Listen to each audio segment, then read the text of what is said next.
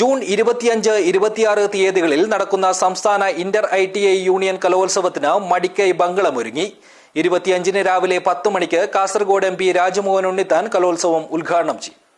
This news sponsored by Manual Silks, Mega Mall, Main Road, Kanyanad.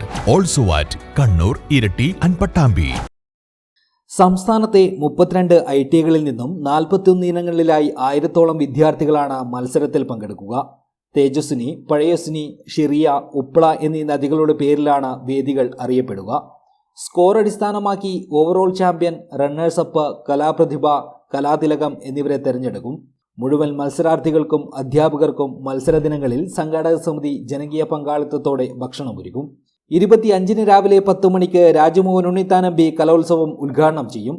ജില്ലയിലെ MLAമാർ, തദ്ദേശ സ്വയംഭരണ സ്ഥാപന ഭാരവാഹികൾ, രാഷ്ട്രീയ സാംസ്കാരിക നേതാക്കന്മാർ, പൗരപ്രമുഖർ തുടങ്ങിയവർ ഉദ്ഘാടനത്തിലും സമ്മേളനത്തിലും സംബന്ധിക്കും. സ്വാഭാവികമായി ഒരിക്കലും ആ പ്രദേശത്ത് ആളുകൾക്ക് എത്തിപ്പെടാനും കാര്യങ്ങൾ ചെയ്യാനും എല്ലാമുള്ള ഒരു പ്രയാസം കണക്കിലെടുത്തുകൊണ്ടാണ് എരിക്കുളത്തോട് ചേർന്ന് നിൽക്കുന്ന ബംഗളത്ത് വെച്ച് ഈ കലോത്സവം നടത്താം എന്നുള്ള തീരുമാനം. ആ തീരുമാനം എടുക്കുമ്പോഴും ബംഗളത്ത് സ്വാഭാവികമായി നടത്തുന്നത് Kakkat government higher secondary school. പരിപാടികൾ വിശദീകരിക്കാൻ വിളിച്ച മാധ്യമ സമ്മേളനത്തിൽ വർക്കിംഗ് ചെയർമാൻ V പ്രകാശൻ, സംഘാടക സമിതി general convener P Abhichand, convener K Anurag, media committee chairman Sethu Bangalam, convener Suresh Madikkai, Anurag Pullur തുടങ്ങിയവർ സംബന്ധിച്ചു.